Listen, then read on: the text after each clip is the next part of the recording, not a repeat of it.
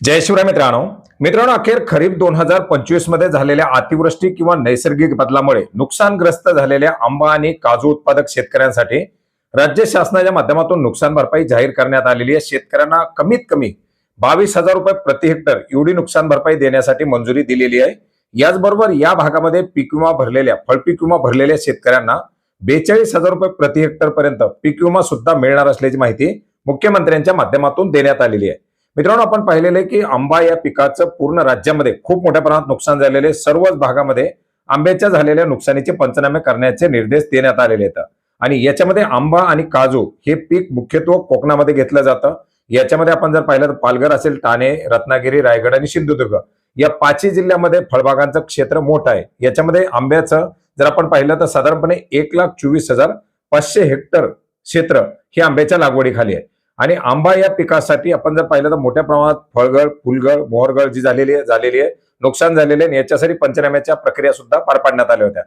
याच्यामध्ये आंबा आणि काजू या दोन्ही पिकासाठी राज्य शासनाच्या नुकसान भरपाईच्या अंतर्गत जास्तीत जास्त 22,000 रुपये प्रति हेक्टर एवढी नुकसान भरपाई देण्यासाठी मंजुरी देण्यात आलेली आहे। याचबरोबर आपण जर पाहिलं तर या भागामध्ये फळपीक विमा मोठ्या प्रमाणात शेतकऱ्यांच्या माध्यमातून भरण्यात आलेला आहे।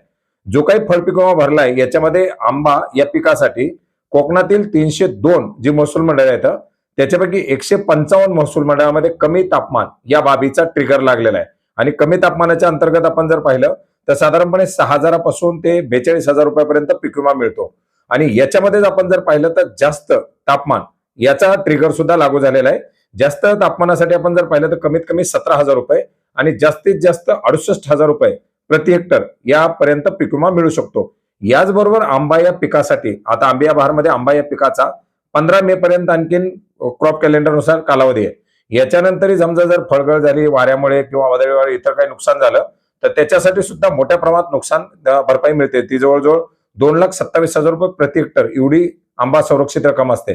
त्याच्यामुळे त्याचा आणखीन जरी काही धोक्यात नुकसान झालं तर ते मिळू शकते। परंतु कमीत कमी आतापर्यंत जो ट्रिगर लागलाय या ट्रिगरमध्ये शेतकऱ्यांना एक भरीव अशी नुकसान भरपाई मिळण्यासाठी फळपीक विम्याच्या योजनेचे ट्रिगर लागले। काजूला सुद्धा दोन्ही ट्रिगर लागले। 28 फेब्रुवारीला काजूचा कालावधी संपलेला आहे। काजूला कमीत कमी 16,800 ते 42,000 रुपये प्रति हेक्टर एवढी नुकसान भरपाई दिली जाते।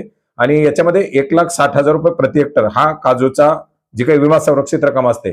त्यामुळे शेतकऱ्यांना फळपीक विम्याचे दोन्ही ट्रिगर म्हणजे काजूसाठी ट्रिगर लागू झालेत आणि आंब्यासाठी ट्रिगर लागू झाले। तर हा फळपीक विमा मिळणार आहे। आणि ज्या शेतकऱ्यांनी फळपीक विमा भरलेला नाही अशा शेतकऱ्यांना कमीत कमी 22,000 रुपयाची नुकसान भरपाई ही राज्य शासनाच्या माध्यमातून दिली जाणार आहे। अशा प्रकारची आता ही घोषणा करण्यात आलेली आहे।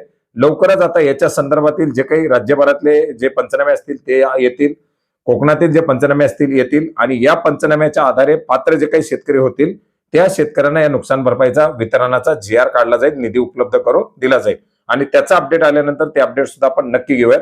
परंतु यावर्षी खरोखरच नैसर्गिक आपत्तीमुळे आंबा आणि काजू उत्पादक शेतकऱ्यांचं खूप मोठं नुकसान झालेलं आहे। तर त्यांना हा एक कुठेतरी दिलासा मिळालेला आहे। असाच दिलासा आता कांदा उत्पादक शेतकऱ्यांना देखील मिळावा हीच अपेक्षा आहे। त्याच्यासाठी आणखीन 2 महिन्याचा कालावधी, अभ्यास वगैरे वगैरे सांगण्यात आलेले आहेत।